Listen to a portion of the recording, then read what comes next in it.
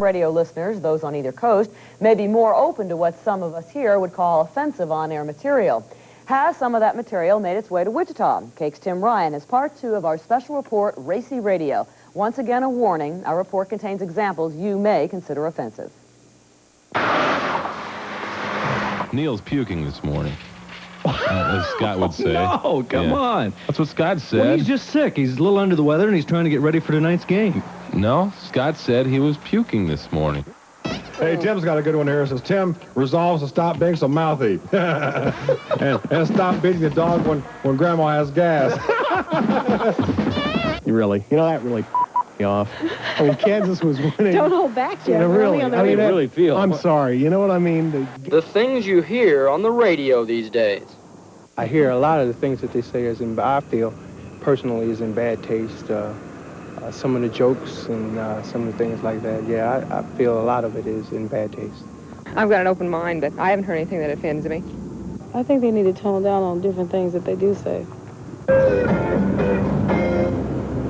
But even the most outrageous things you might hear on the radio in Wichita don't compare to the shock jocks on the East Coast. Yeah, that's only half the dress code.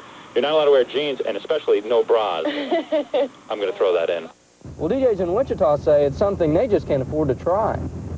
In a market where we're at here, if you offend 100 or 200 people, that's a lot of people, and you just can't afford to lose that amount of people. I think a lot of people like to straddle the fine line of good taste, and sometimes, people do go over it. But I just think in Wichita, Kansas, I just don't think people would put up with the shock type of radio.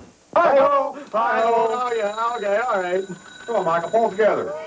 Because of that, the humor you hear in Wichita is mostly innuendo. DJs tell jokes that their listeners can take 2 ways, and you won't hear them say any of it is in bad taste.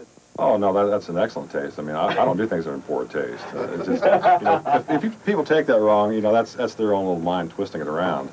While all DJs in town agree that pure shock radio just wouldn't work in Wichita, there are different ideas about how far radio should go.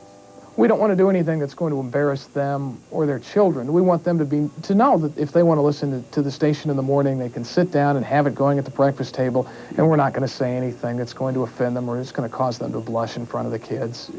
I think anything you're going to do is going to offend a certain part of the audience. So you might as well do something that to try and entertain. We're trying to wake people up here, not put them back to sleep in the morning. And after all, it is rock and roll. Yeah, very funny. Very funny. It may be rock and roll, but radio is also a business.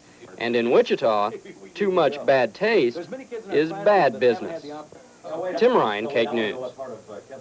And tomorrow night, Tim looks at what you can expect Wichita radio to be like in the future and what will become of the real shock jocks.